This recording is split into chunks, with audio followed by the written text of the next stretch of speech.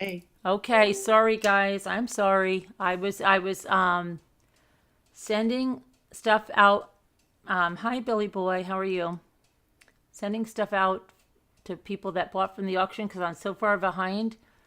And Ruff, I still have another package to send you. And Tammy, I sent you one for the napkins you bought, Ruff. So I know I have a lot more to get done. Element W, I sent you one, and Sharon, I sent one small one to your husband. But I don't know if I'm so nervous because I think it has the good email and the bad email. So if you could have him check it and see if he got it. I don't know if it's the good one or the bad one. I don't know. It just gives me his name, so I don't know if his name is on there on the account. But anyway, you can check it out later.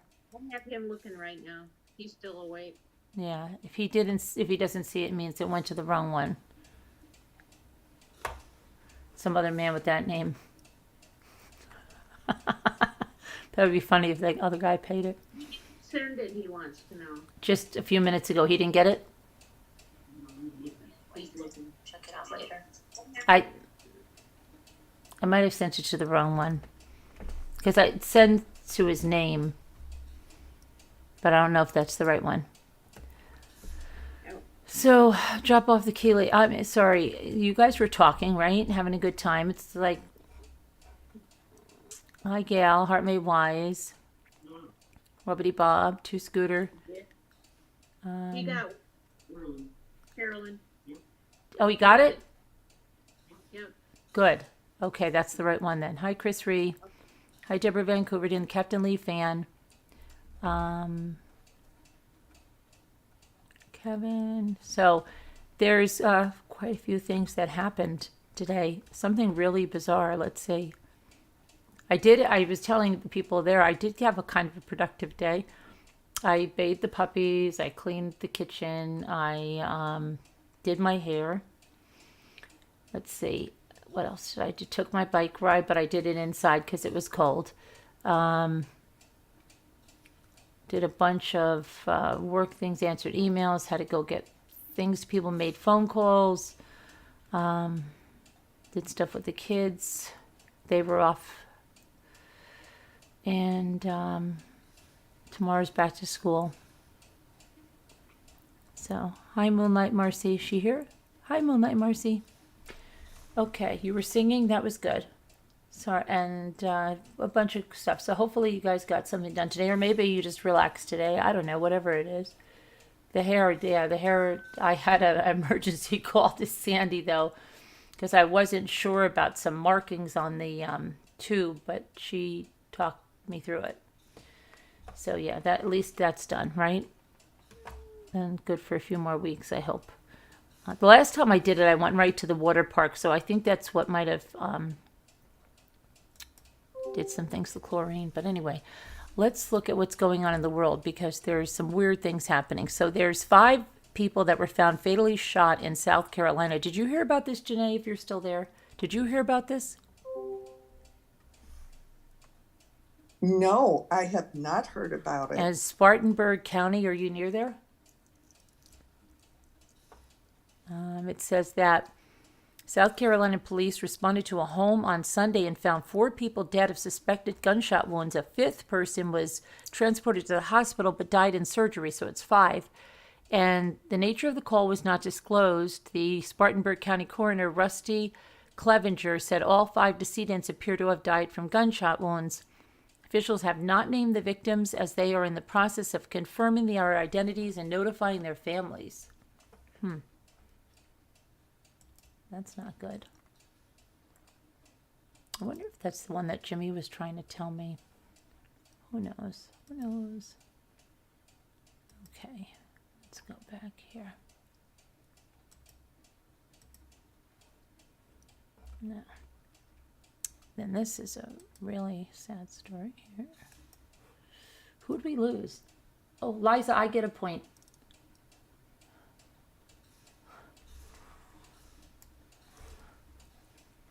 Okay, I'll put you down for 1 point, Caroline. Good job. Okay, thanks. All right, so a New York woman was shot and killed by her estranged husband on Wednesday had been working with a domestic violence advocate to seek safe shelter for herself and her 3 children. Chautauqua police responded to a residence and amid reports that Kiera Benfield, 40, was being assaulted by her estranged husband, Adam, who's 48. Officers filed a warrant against her husband and told Kiera to contact them if he returned. A day later, police reportedly learned that Kiera had a video of the assault, but they did not receive the footage until 3 days later on October 2nd. This led to the charges being upgraded against Adam, who eventually turned himself on misdemeanor assault charges turned himself in on Tuesday, October 4th. Adam was released at some point. On October 5th, he allegedly drove to Kiera's mother's home in Buffalo, New York, where she was staying with her mother, and he fatally shot her in the head. Before her death, Kiera reportedly posted footage of the September 28 assault to her Facebook page. "This is what this man does to me, but I'm always treated like I'm the abuser," she wrote. A source said that Kiera had been wearing a bulletproof vest as she feared her estranged husband. Authorities have declined to confirm whether this is true or not. Wow. The suspect was arraigned and a stay-away order of protection was issued against the suspect, Chautauqua Police Chief Brian Boone said. After being released by the court, the domestic violence advocate advised the victim that the suspect was released. Police are currently looking for Adam for questioning. He is considered dangerous and possibly armed. A $7,500 reward is being offered for information that leads to his arrest, and anyone with information regarding Adam's whereabouts should call Crime Stoppers WNY at 716-867-6161. Wow. And let's see if this is another image of him where he might look like this. Wow, let me just see if there's any updates here on Twitter.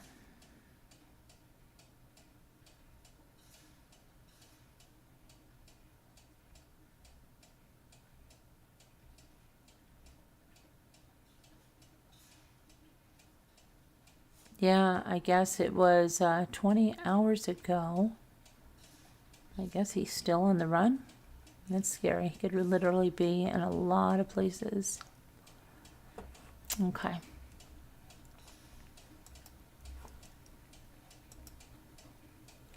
All right, then now this Girl Scout case has been rekindled. 3 little girls were essayed and murdered at Camp Scott, which was a Girl Scout camp in Tulsa, Oklahoma. And you might have seen this, because I remember seeing this on one of those Datelines, or I don't remember which one it was. It was years and years ago. I think it was before Ethan was even born. Their bodies were left on a trail leading to the campsite showers. Gene Leroy Hart is arrested for the murders, but then he was acquitted at trial. Did he commit the crimes? Did he have help, or was someone else responsible? And now they're like looking into this again. So maybe you saw this. They're saying it's being rekindled, reignited. Let's see. So I don't know. This is still like a cold case thing. So I mean, we could look into this and see. I've got Camp Scott. Let's see. Girl Scout and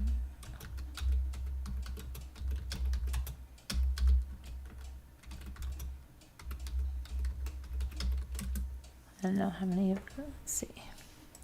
So let's just get a little. It was the morning of June 13th, 1977, where it was at Camp Scott in Mays County, Oklahoma. 3 victims, 3 Girl Scouts between the ages of 8 and 10. They were essayed and murdered. Their bodies were left on the trail that led to the campsite showers, and it was about 150 yards from their tent. The case was classified as solved when Gene Leroy Hart, who was a local jail escapee and had a history of violence and was arrested. However, he was acquitted in 79. That was less than almost 2 years after a jury unanimously returned a verdict of not guilty. Now, in 2022, it was announced that DNA testing in the case, although officially inconclusive, strongly suggests Hart's involvement in the crime, but it officially remains unsolved. Less than 2 months before the murder, during an on-site training session, a counselor at Camp Scott discovered that her belongings had been ransacked and her donuts had been stolen. Inside the empty donut box was a handwritten note stating in capital letters that said, "We are on a mission to kill 3 girls in Tent 1." The director of that camp session treated the note as a prank and it was discarded. At around 7 p.m. on Sunday, June 12, 1977, the night before camp started, a thunderstorm hit the area and the girls huddled in their tents. Among them were Lori Lee Farmer, 8 years old, Doris Denise Milner, 10 years old, and Michelle Heather, I think it's Goose, 9 years old. Now, this is 1977, okay. The girls were all residents of Broken Arrow, Oklahoma, which is a suburb of Tulsa, and they were sharing tent number 7 in the camp's Kiowa unit, which was located the farthest from the camp counselor's tent. It was also partially obscured by the showers for the camp. At around 6 a.m. on June 13th, a camp counselor who was on her way to the showers saw a girl's body in her sleeping bag in a wooded area just outside the tent area. It was discovered that all 3 girls from tent number 7 were missing. As counselors began searching, they discovered all 3 girls from tent number 7 murdered. 2 bodies were inside a sleeping bag that was crumpled towards the bottom of the bag. 1 body was visible on the outside. They had been left on the trail leading to the showers about 150 yards from their tent. Now, testing showed that they had been bludgeoned and strangled. All 3 girls had been assayed. A large red flashlight was found on top of the girls' bodies. A smudged fingerprint was found on the lens, but it has never been identified. It was too smudged for a positive identification. A footprint from a size 9.5 shoe was found in blood in the tent. Between 2:30 and 3 a.m. on June 13th, the landowner reported hearing quite a bit of traffic on a remote road near the camp. And after that, Camp Scott was evacuated and was later shut down. Jean Leroy Hart was born November 27, 1943. And he died, oh my gosh, I'm telling you, June 4th. So many things in true crime happened on June 4th. June 4th, 1979. So that was literally 2 years after the murders. He had been at large since 1973 after escaping the Mays County Jail. He had been convicted of kidnapping and R-ing 2 pregnant women, as well as 4 counts of first-degree burglary. He was raised about a mile from the camp, and he was a member of the Cherokee Nation, and he was arrested within a year at his home, at the home of a Cherokee medicine man. He was represented by Garvin A. Isaacs, a local Oklahoma attorney, and he was tried in March of 1979. Wow, he died of just a few months after that. Although the local sheriff pronounced himself 1,000% certain that Hart was guilty, a local jury acquitted him. As a convicted artist and jail escapee, Hart still had 305 years of his 308-year sentence left to serve in the Oklahoma State Penitentiary.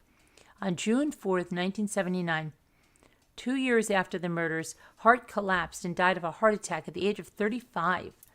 After about an hour of lifting weights and jogging in the prison exercise yard. 2 of the families later sued the Magic Empire Council and its insurer for $5 million, alleging negligence. The civil trial included discussion of the threatening note and the fact that tent number 7 was 86 yards from the counselor's tent. In 1985, a 9-3 vote, jurors decided in favor of Magic Empire. In 1989, DNA testing was conducted that showed 3 of the 5 probes matched Hart's DNA. Statistically, DNA from 1 to 7,700 Native Americans would obtain these results. In 2008, authorities conducted new DNA testing on stains found on a pillowcase, and the results which proved inconclusive because the samples were too deteriorated to obtain a DNA profile. In 2017, after $30,000 was collected in donations raised by the sheriff in order to do a new DNA test using the latest advances in testing. In 2022, authorities made public that DNA evidence strongly suggests Hart's involvement. Sheriff Mike Reed of Mays County said, unless something new comes up, something brought to light that we're not aware of, I'm convinced, where I'm sitting, of Hart's guilt and involvement in this case. Reed said the results of the DNA test had been known since 2019, but did not go public with the findings until asked to do so by the victims' families. Now, the father of one of the girls, Richard Guys, said that he went on to help the state legislature pass the Oklahoma Victims Bill of Rights. He also helped found the Oklahoma Crime Victims Compensation Board. Another parent, Sherry Farmer, founded the Oklahoma chapter of Parents of Murdered Children, which is a support group. And if you want to watch a documentary on this, you can watch one from 1973 that was called Someone Cry for the Children, the Girl Scout Murders. And it's based on the book of the same name by Michael and Dick Wilkerson. The documentary is narrated by Dale Robertson and Johnny Cash. It was directed by Michael Wilkerson. Then there is a 4-part ABC News documentary series titled Keeper of the Ashes, the Oklahoma Girl Scout Murders, about the case, and that was released on Hulu. Oh, wow, we should watch this. May 24th, 2022, a few weeks before the 45th anniversary of the crimes, and it's hosted by actress and singer Kristen Chenoweth, who was an 8-year-old Girl Scout in 1977 and had planned to go on that camping trip, but she became ill and could not go. Wow. So we should mark that down, somebody, when we're looking for something. The let's see, it's titled,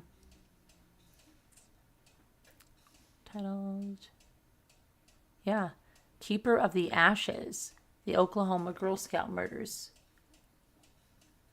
Why did I see something about it? Yeah, let's watch that. Keeper of the Ashes, the Oklahoma Girl Scout Murders. Okay. Now we'll go back. I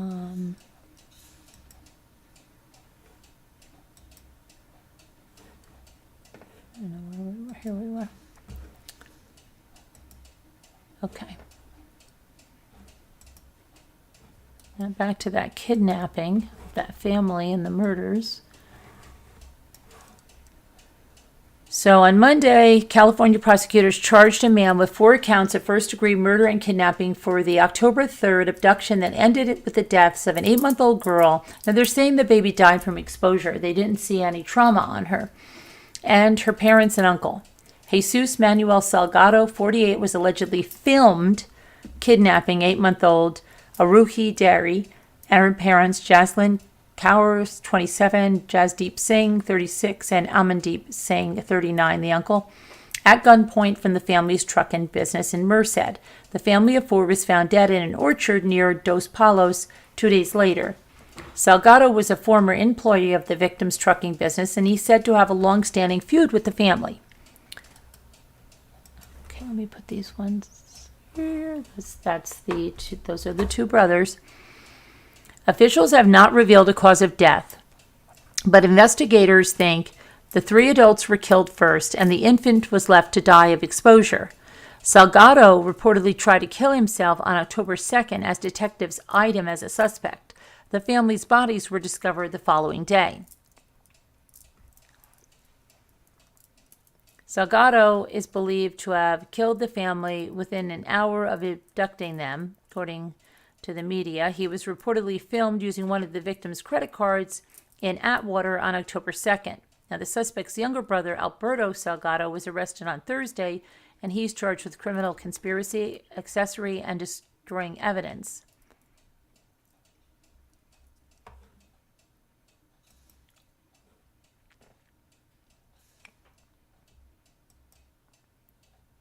And believe it or not,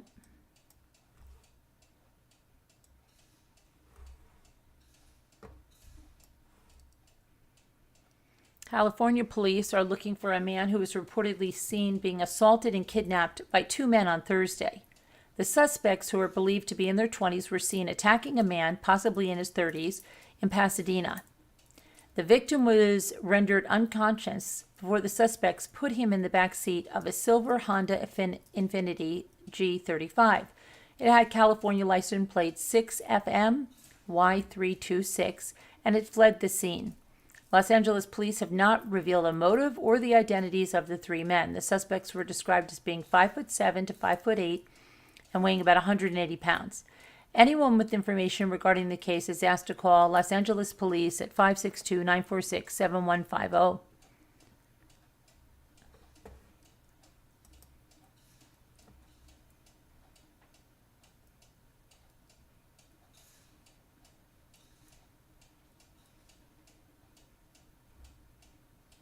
Okay, now there's some stuff over here and about this missing girl from Colorado, and John Bonet's brother is speaking out about it. Friends of the missing 14-year-old Colorado girl say they received messages from the teen that claim she was fine. But investigators say they remain concerned about her safety because she has no access to her medication or her money.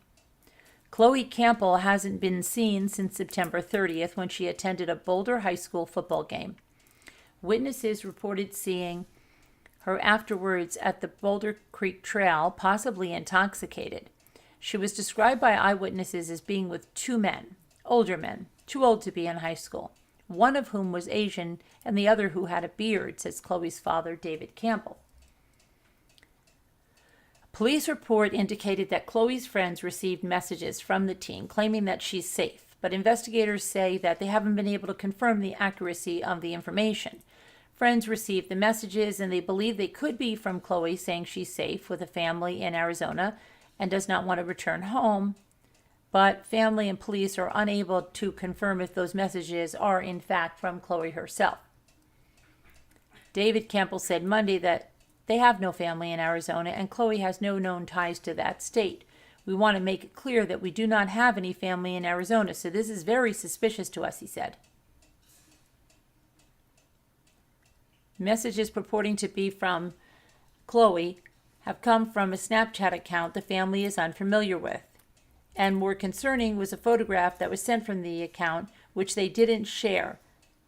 The family says came from an anonymous source. She looked injured and unwell, he added.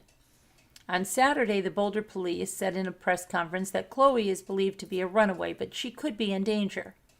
Investigators are growing increasingly concerned about the teen's safety, as it's believed that she had no access to money or to medication. Meanwhile, John Bonet's brother, John Andrew Ramsey, has slammed the Boulder police for allegedly showing the same apathy as the police who investigated his sister's case in 1996. John Bonet was found murdered in her family's Boulder home. The case has never been solved. And he put out a tweet. Let me see if I can open this. Hold on.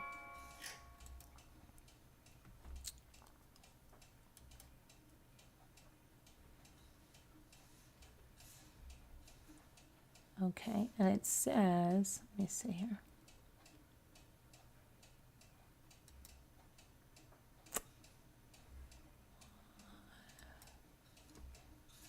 Did he pin that? And it says, damn it, Boulder Police, get off your arse and find this child. Have you ever met a 14-year-old kid not usually trusted to make sound, rational decisions? Hashtag Boulder, hashtag Chloe Campbell.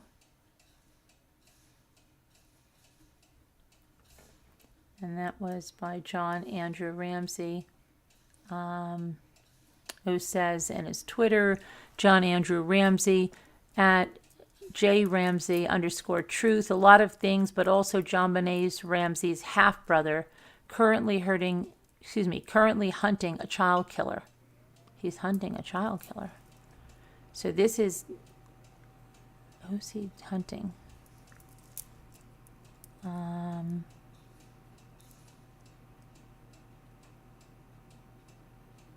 Oh, wait a second.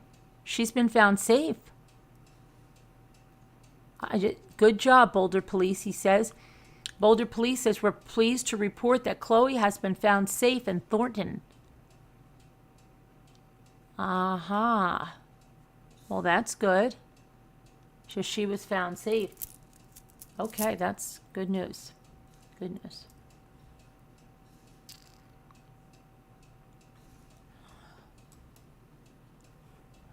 Okay. And then this Todd is still missing in Georgia.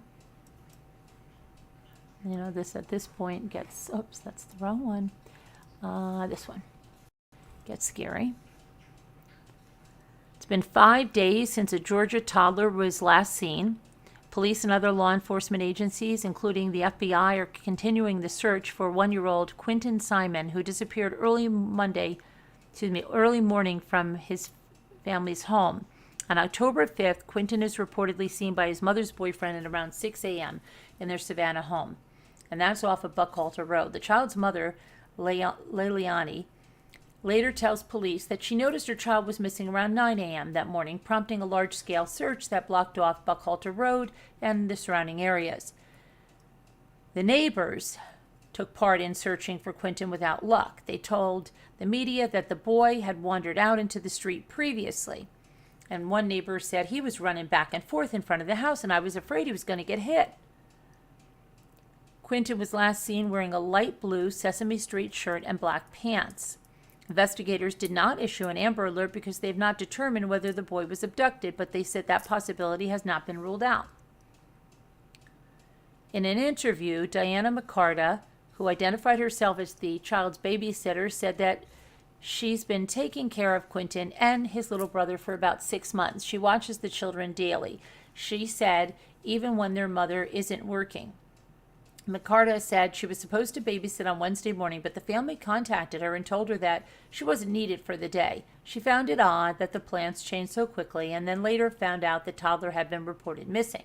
I got a text this morning saying that they would not be here, would not be babysitting them at 5:29 a.m., which was kind of weird, kind of odd, because I have them even when she doesn't work. This is, what was I going to just say about her babysitting them? I don't know. I had something that came to my mind and I can't think. Oh, about that other little child that was disappeared and then was in the woods. Remember the dog? But she was older. And then I get a text at 9 a.m. saying, have I seen Quentin? I immediately go to their house and I try to help them look. They didn't want that. So I've been waiting around like everyone else.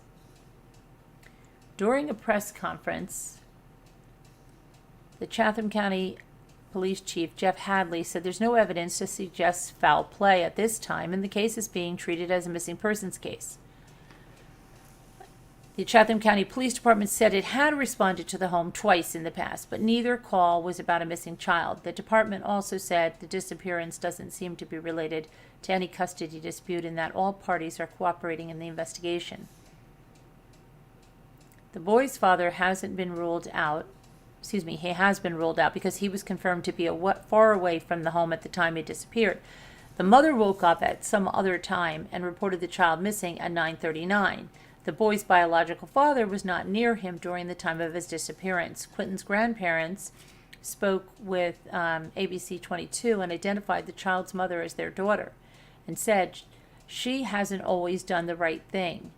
Her mother, Billy Jo, said, sometimes she does really great and sometimes she doesn't. I don't know what to think right now. I don't know what to believe because I don't think anybody ever believes this is going to happen to them. I don't know if I can trust her or I don't. I just know I'm hurting and I want this baby home. He's my baby. The grandparents are now pushing for answers, and Billy Jo says she's the child's custodian and wants him back home. That's a weird thing for Mother's Day. I'm his child's custodian. He's just a baby, Billy Jo said, and I want him home. He's just a baby.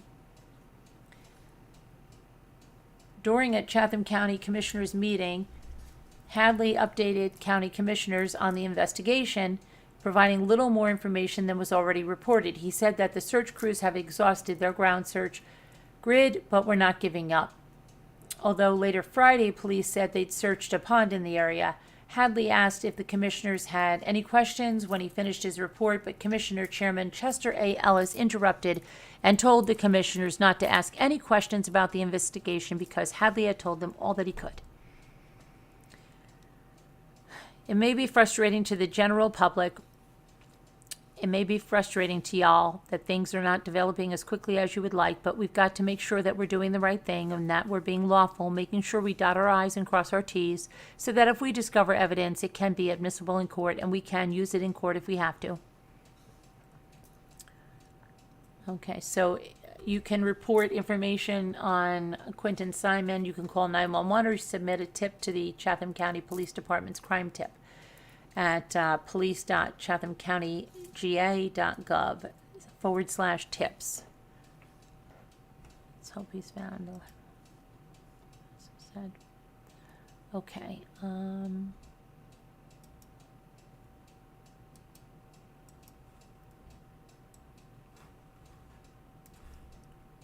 Couple was found fatally shot in their Texas home on Thursday. A person of interest has been taken into custody in connection with the homicides. Johnson County police have questioned someone related to Richard and Kay Scarlett, 66 and 68. The couple was found dead at their Joshua home.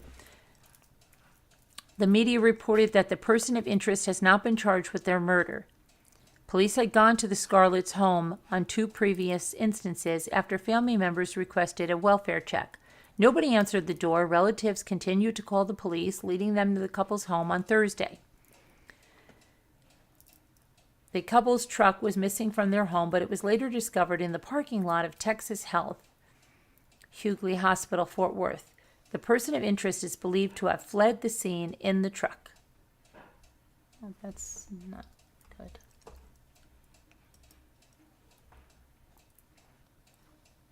I just heard something about Scarlett. Let's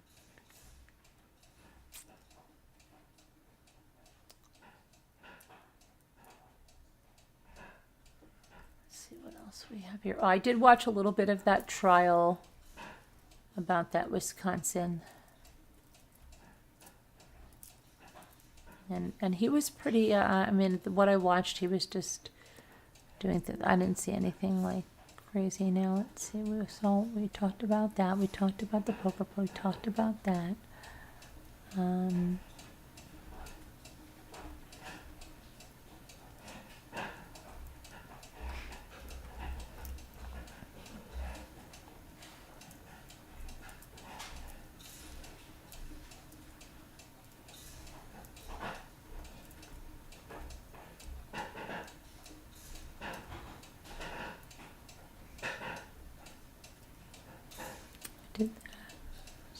We've got it mostly. We talked about all that. Let's see what's going on in that trial. Let's see what happens in our trials. Did we ever get an Alex Jones verdict? You know, I didn't even check. Let's see what's going on.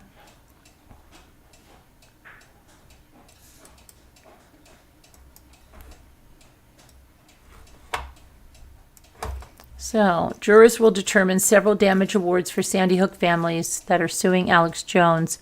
6 jurors will continue deliberation Tuesday morning in a trial weighing the cost of lies told by InfoWars host Alex Jones about the Sandy Hook shooting. Jones had already been found liable for defamation. Jurors won't decide whether Jones did anything wrong. They're going to focus on the extent of his wrongdoings, and that includes placing a price tag on his conduct in the years since the shooting that killed 20 children and 6 educators, including calling the shooting as fake as a $3 bill.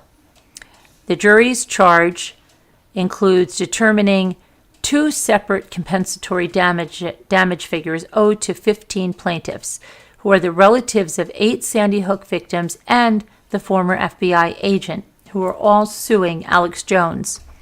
In this case, compensatory damages include a variety of categories of injuries, such as emotional distress inflicted upon the defendants, as well as the loss to their reputation. The jury also decides whether Alex Jones should cover the plaintiff's attorney fees and expenses under state punitive damages. Finally, Jones was found to have violated the Connecticut Unfair Trade Practices Act, which factors into the jury's deliberation.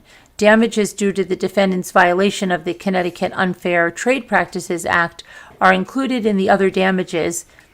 Measures that I am describing to you will not access them separately, said Judge Barbara Bellis as she instructed the juries in their charge. Damage awards can be appealed following the trial.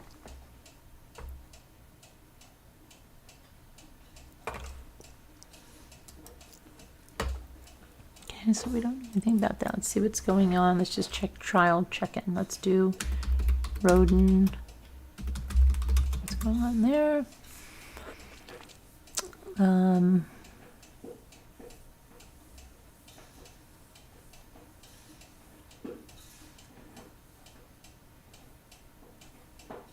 come we're not seeing? Did they take a break or something?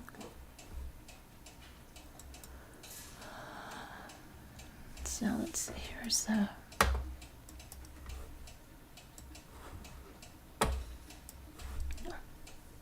During George Wagner IV's murder trial in Pike County, prosecutors played an audio recording of an interview that Ohio BCI agents conducted with George Wagner's family, Billy Wagner, before the Wagners were arrested. This is the full interview that was played in court. George, Billy, Angela, and Jake Wagner are all accused of killing 8 members of the Rhoden family in 2016. Angela and Jake took plea deals, which means that after George's trial wraps, Billy's trial is expected to be next. And there are interviews there. So.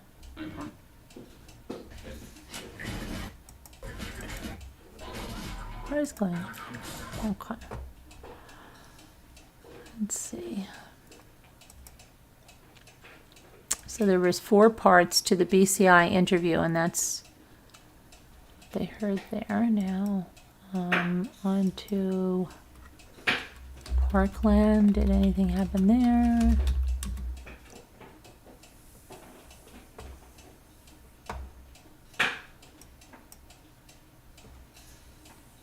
It's possible the Florida school shooter who killed 70 people at Parkland Marjorie Stoneman Douglas High School has talked himself into a death sentence. Prosecutors played a video last week at Nicholas Cruz's penalty trial of a jailhouse interview he did this year with 2 of their mental health experts. Let me get a picture up there. I'm sorry I didn't change the picture. Let's make that a little larger.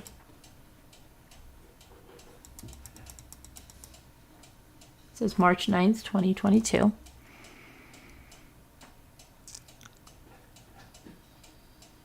In frank and sometimes graphic detail, he answered their questions about the February 14th, 2018 massacre, his planning, his motivation, the shootings, and while it can't be known what the 12 jurors are thinking, if any are wavering between voting for death or life without parole, his statements to Dr. Charles Scott, a forensic psychiatrist, and Robert Denny, a neuropsychologist, did not help his cause.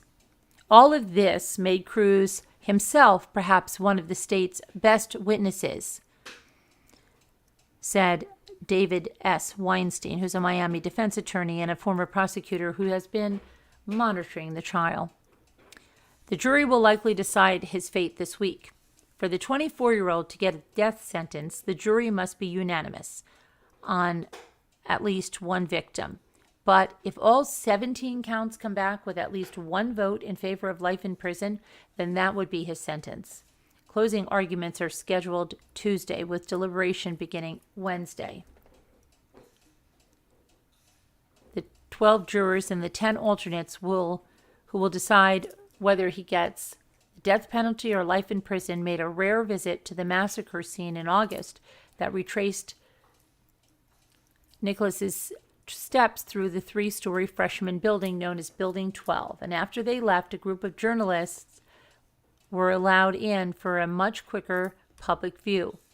And one of the journalists Joan Murray, said it was really frozen in time because the defense is that his birth mother's heavy drinking during pregnancy left him brain damaged. Prosecutors could have experts examine him for the rebuttal case. Scott and Denny interviewed him separately for several hours, and in each he sat across the table, handcuffed, a sweater draped over his chest. He sometimes asked for a pen and paper to add diagrams and drawings to his explanations. The question is, what will the jury take away from the interviews? Cold-blooded killer who is vengeful and excited about the murders, or a person so hopeless, so hopelessly deranged that he can't be anything but crazy? Excerpts from those interviews are these. A very long time ago, the defendant told Scott, starting when he was 13 or 14, about 5 years before he did it.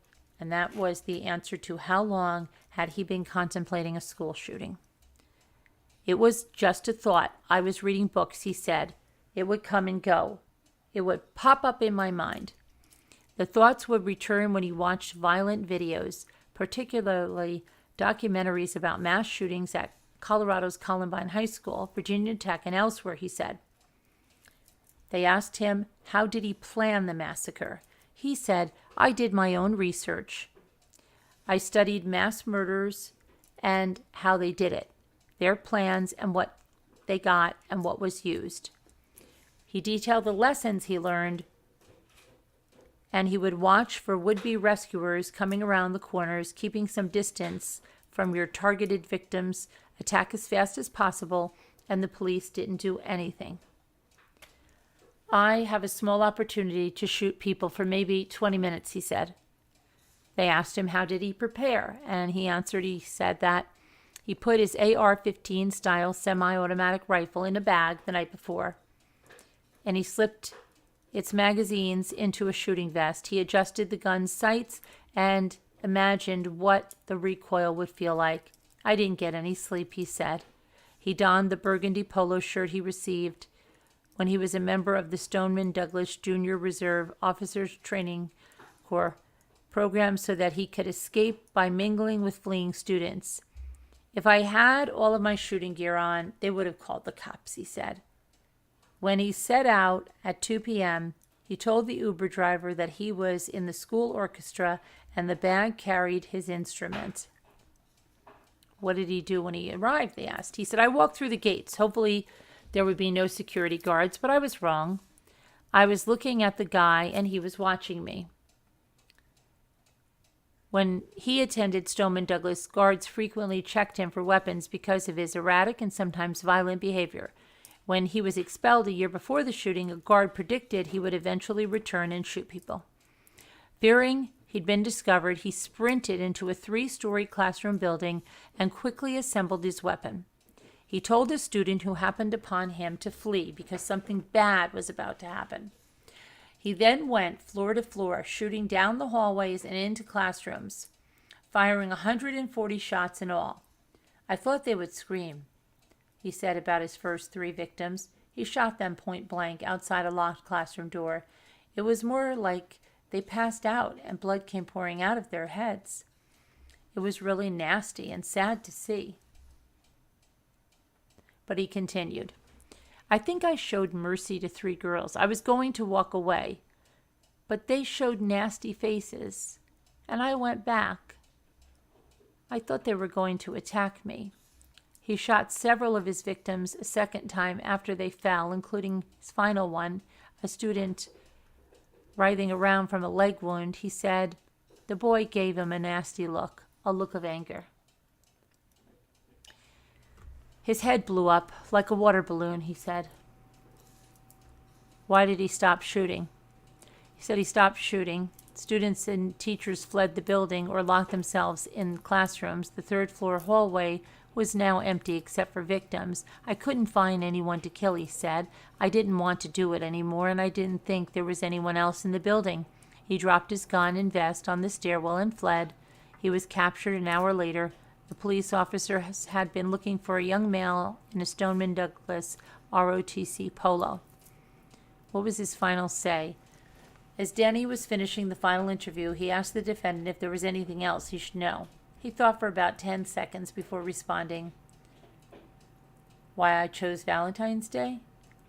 Because I thought no one would love me, he explained. I don't like Valentine's Day, and I wanted to ruin it for everyone. Do you mean for the family members of the kids that were killed? Denny asked. No, for the school, he said. The holiday will never be celebrated there again. Wow. Nice. Okay, so now we want to go to...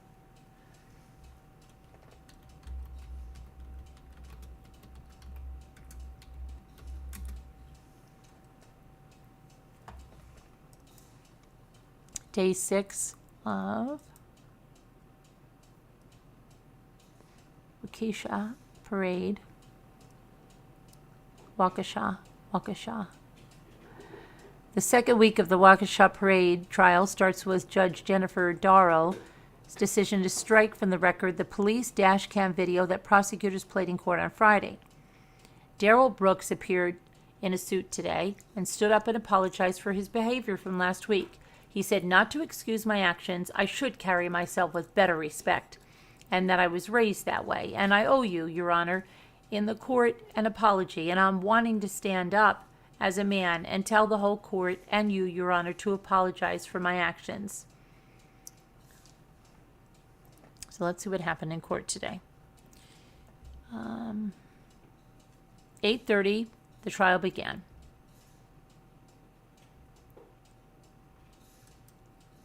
Okay, this is, hold on a minute, one of the,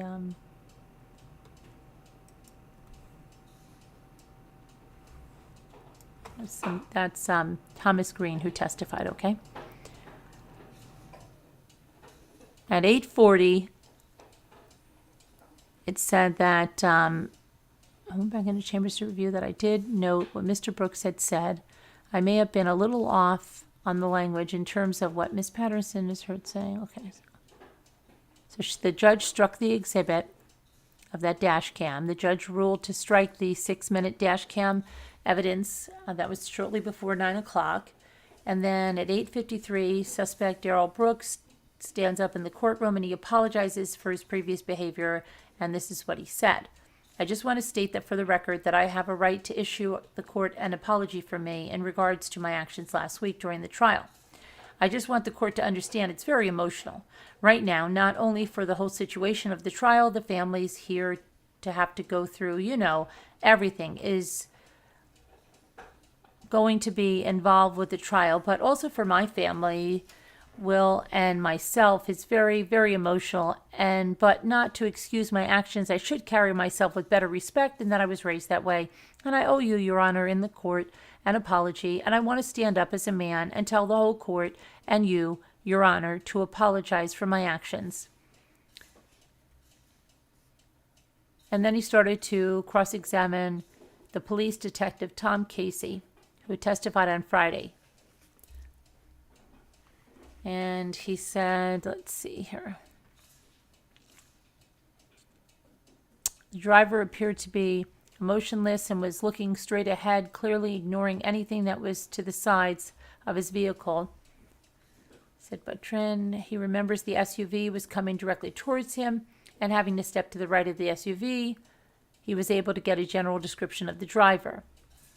I had raised my left hand and it was telling the vehicle to stop, and the vehicle was ignoring what I was doing, said Bertrand. Next on the stand was the police officer, Brian Bertrand. That's what he said. Hang on a minute. So I'm ahead of time. The next witness was, we just went through his, Sonia Schneider. She said, I was standing next to Officer Bertrand as he began to move forward, and I observed the red SUV that was coming towards other Officer Bertrand and not stopping. I ran forward to try to intercept the vehicle. When Officer Schneider was asked if she was able to recognize the driver, she stated, the driver of the car looks like an African-American male with brown eyes, brown hair. When I observed the driver, he had no expression on his face, and he was looking straight ahead as if he was looking straight through me. Okay, and then Judge Darrow dismisses Brooks' subpoena list. Attorney Opper advises the court that the defendant that the request for a subpoena for a person identified as Sammy Fleischman will not be able to secure her appearance at the trial since Ms. Fleischman has relocated to the state of Texas. Therefore, if he, Darrell Brooks, wishes to make arrangements for transportation for Ms. Fleischman, he may do so himself. Ms. Fleischman, it is my understanding that the woman who organized the parade or was one of the people that organized the parade, but that's how she's identified in the reports, and therefore her relevance may or may not be an issue as well, said D.A. Opper. And then Sarah Weiheimer, who was director of bands at the high school, was called to testify by the state, and she explains that she was towards the front of the band, and that's where she is typically positioned to help look ahead and see what's coming down the road as students are busy playing their instruments. And I quote, she said, all of a sudden I heard something going on. So I turned around, and at first I thought it was just an emergency vehicle or something. I could tell there was some sort of vehicle that was trying to get through, and then I started just seeing things flying in the air, and I realized that this is not a vehicle waiting for people to move out of the way. I realized that this vehicle was just running over people. She remembers running after the car for a moment until she saw more people being run over in front of her. And that time I turned around and my students were all laying in the street and screaming. My students who weren't injured were all dispersed, and I was trying at the same time to watch over my students in the street. See. Brooks cross-examines Kyle Jewell. At what point did you see the vehicle slow down, said Brooks, as it went over the music band, responded Jewell. Kyle Jewell is someone that attended the parade with his family.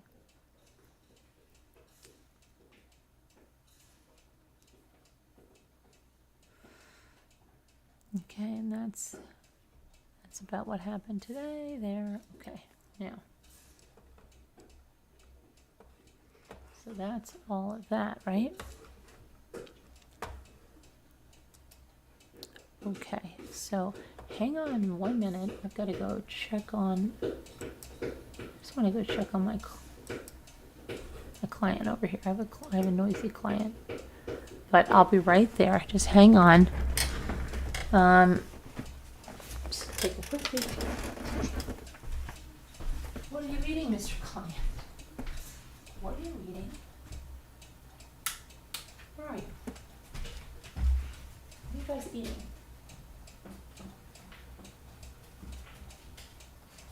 Where's your toys? You have so many toys. You have so many toys. Oh, you're eating the ball. Okay. Okay, you want to come here? This is the portion where the clients come out. Come on, Mr. Client. Oh, baby, baby, baby.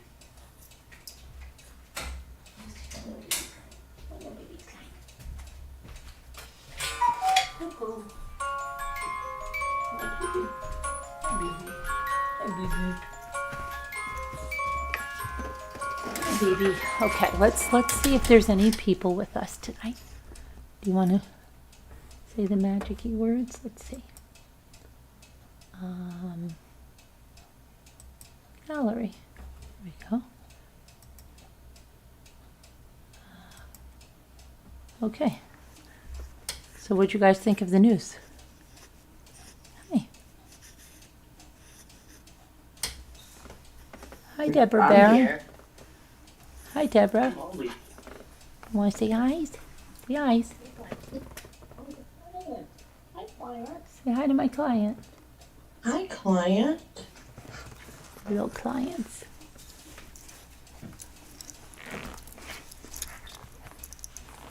You have bathies today? Yeah. Just a little. You can't help it. It's just, they're so cute. You just have to smile. You have to smile. How can you not? Cutest clients ever. Yeah.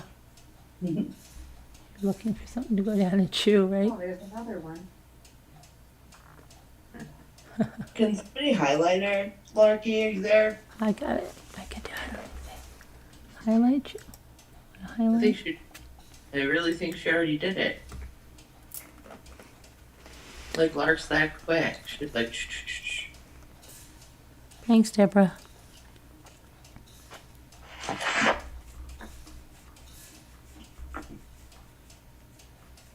Don't eat my bracelets, Liza will get angry.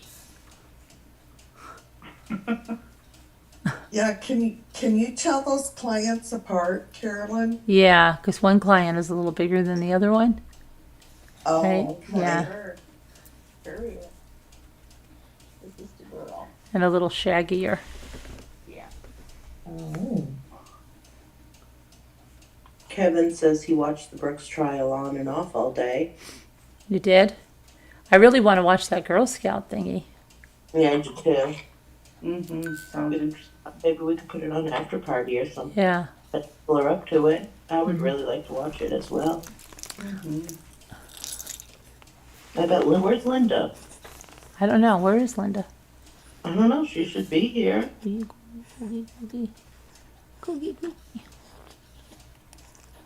fell asleep. Oh my goodness. Kevin came in and I fell asleep earlier in the Zoom. And I missed him and I wanted to talk to him. So hopefully.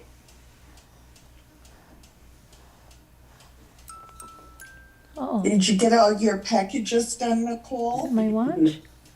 No. Yeah, my I have watch. some mail out tomorrow. It's not even funny. I don't know how I'm going to do it. I'm going to have to back up to the door. Yeah, No, we'll I'm not probably kidding. put on the documentary. So anybody that's a Patreon or a member that wants to come, I'll put the Billy Boy. If you want to come, there'll be the number in the community post. And if you can't read the community post, you can always email me. Hi, Captain Lee Fan. Thank you for the super chat.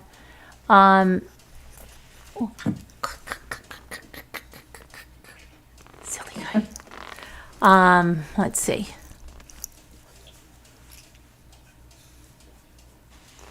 Yeah, where's Billy Boy? Is he in here? I thought I saw him in here.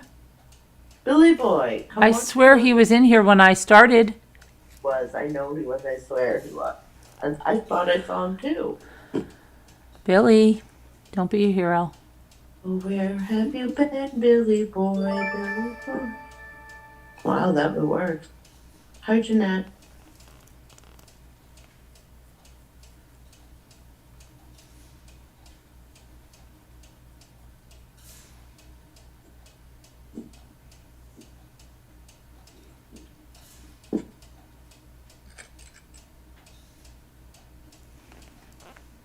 Members and Patreons, yeah. Hey, Captain. You know, I don't know if this is this client's microchip. Can you feel your dog's microchip? My dog's not even microchipped. I need to get my Oh. dog. Yeah, I know. Because ever since this client's write- come here, she has the little thing right here. Okay. I think that's her. her microchip. I'm gonna write that down. I need to get my microchip. Is that your little chip witch? Which? Let's do. Now I want a chip. A chip witch. Yeah. Those were good. Little chocolate chips, little chip cookie and ice cream in the middle, guys. Come on. Yeah, let's see, because it's 3:36. Wow. Yeah. We were up late last night, right? We were up late last night. I've got a. Oh, my dentist canceled on me today. He had a problem with his hip. Boy. That was good in a way, but I have to go on Wednesday, hopefully. Was that Keeper of the Ashes that we're gonna watch, the Oklahoma Girl Scout Yeah. battles? Yeah. I wrote it down. Yeah, I would really like to see that. I'd love to. Okay.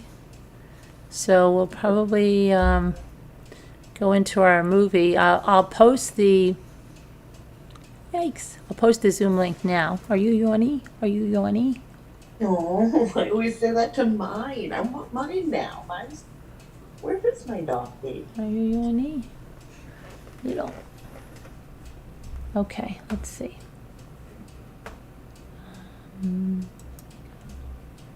Invite. Copy invitation. Copy the invitation.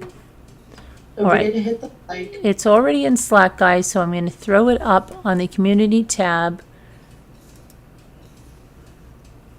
Patreon and members, and then I'll have to throw it in the Patreon thingy. Let me see here.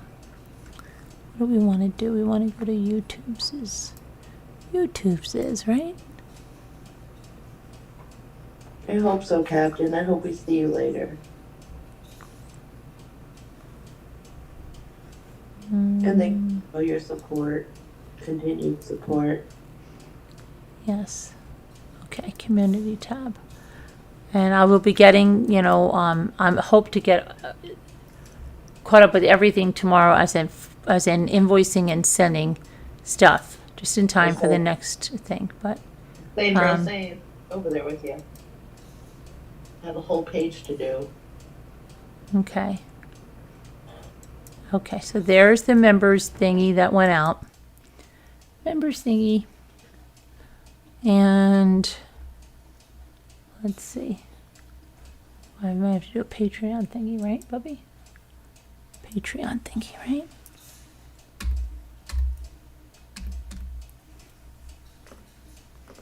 Patreon thingies. Oh, here comes our friends. Here comes our friends. Look how cute. Oh, are we going in now? Oh, we're already in. Yeah, we've got to let our people in. Hold on, I have to make some more co-hosts. Hold on a minute, Liza. Let me see. There we go. Okay, I can let her in. Okay. It's funny. I talk to myself. Oh, if I'm in or out when I'm talking to myself. Okay, it's posted on the Patreon too. Let's see.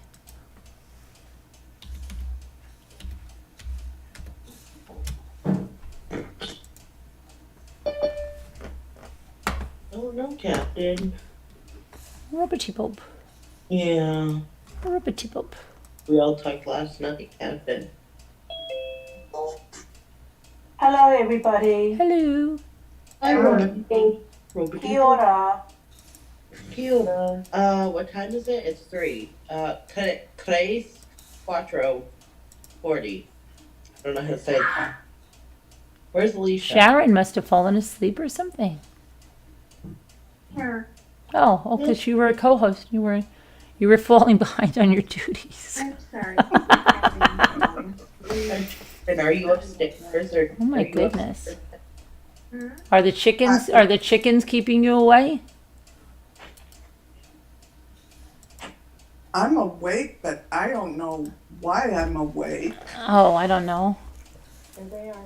Oh, there they are. They've been bad. Probably because I took a 3-hour nap today. That could be.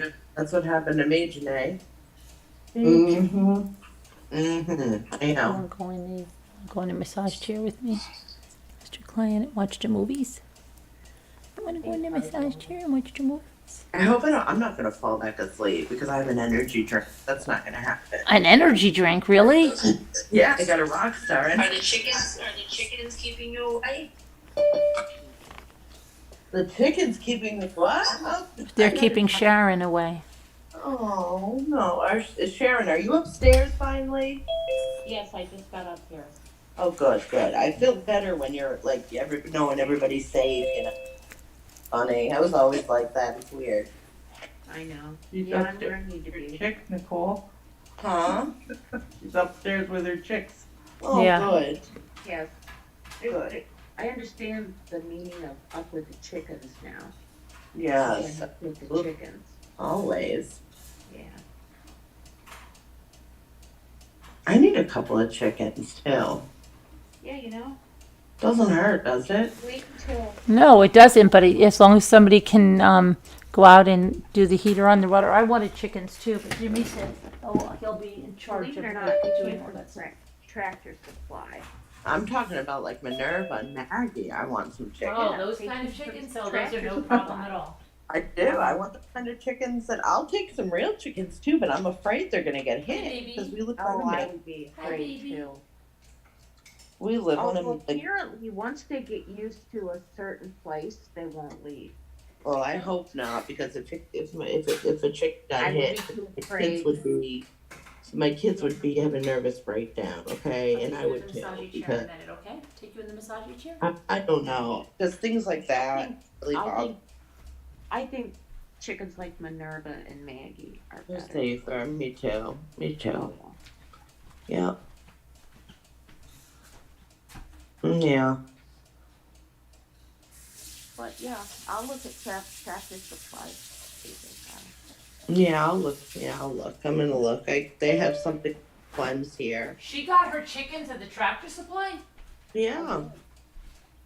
Did you really? Yes. Wow, I didn't know that. I'm Mhm. finding out a lot of things about you, Sharon. Mhm. I got Minerva Hi, you guys. 1 year, and I got Maggie the next year. Oh my They gosh. ran out. They ran out. Didn't They even had get one them in the giant same chicken, year. but I didn't want it one 3 times her size. Whose is that package? Okay, I gotta see. Hello, it's me. How are you? What? How'd you make out at the garage sale? Not too good. Really? No, why not? No, Why? there was nobody over here. There was probably 5 people that stopped here. Our street didn't participate very well. So me and my friend ended up telling my husband we were going to go to the store, and we went around to the streets and we went shopping. Oh my gosh, Bink. I know. Then I got so tired I couldn't stay awake for the auction because we were up at 6, I think. And We it was so figured. blazing hot here. Did you find any good stuff?